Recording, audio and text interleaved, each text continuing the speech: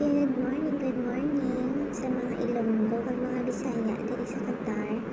Amo gali ang ginkatuan ko nagkadto ko sa may Sukwa Cave, naglagaw dito. Kayong init pero diri nga part hindi siya init pero medyo daw oven gamay. Pero okay man, kaya bells lang.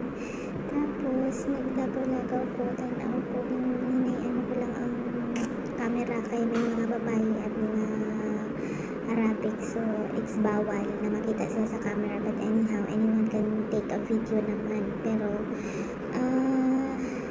ari hindi na nga part sa tunga sa